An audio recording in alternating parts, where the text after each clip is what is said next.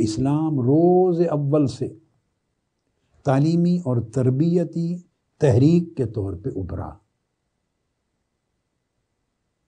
اور قرآن مجید کی جب وحی نازل ہوئی تو نزول وحی میں پہلا میسج بھی اسلام کے تعلیمی تحریک ہونے کا تھا۔ اعوذ باللہ من الشیطان الرجیم، اقرأ بسم ربک الذی خلق۔ پڑھیے، یہ جو ایک لفظ ہے اقرأ، پڑھیے، یہ اشارہ کرتا ہے کہ اسلام تعلیمی تحریک ہے۔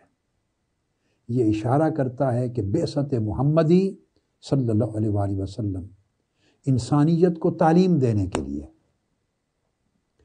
پھر یہی آیت کریمہ، اس کے اگلے دو لفظ بسم ربک الذی خلق،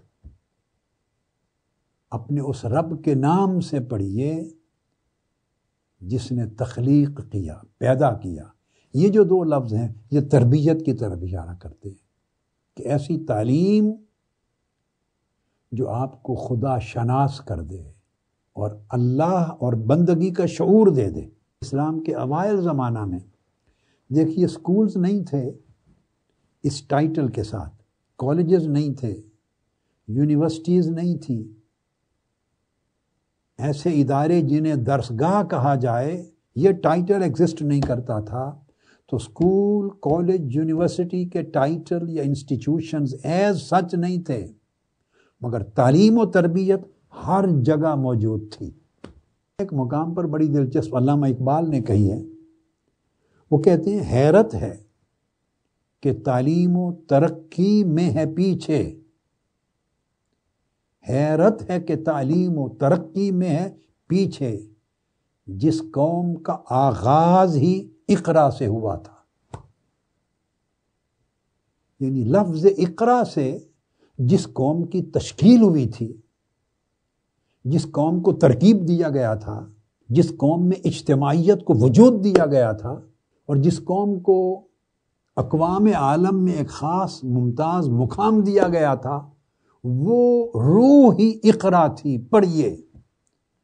اور میں نے اس کے ساتھ اگلے لفظ ملا دیا، اقرا بسم ربک الذی خلق، پڑھیے، مگر ایسا پڑھیے کہ اس میں آپ کو شعور مل جائے کہ آپ کا خالق کون ہے اور خالق کے حقوق کیا ہیں، اور خلق اس نے تخلیق کیا، ہم مخلوق ہیں، تو خالق کے خالق ہونے کا شعور ملے، اپنے مخلوق ہونے کا شعور ملے، اور خالق و مخلوق کے درمیان جو رشتہ و تعلق ہے اس کا شعور ملے، اور اس رشتے کے جو آداب و شرائط ہیں اس کا شعور ملے۔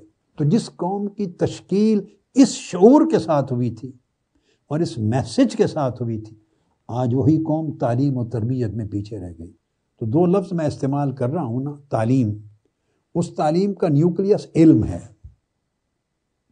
اور علامہ اقبال کی زبان میں تربیت، اس کا نیوکلیس فقر ہے۔ فقر جس سے انسان اغراض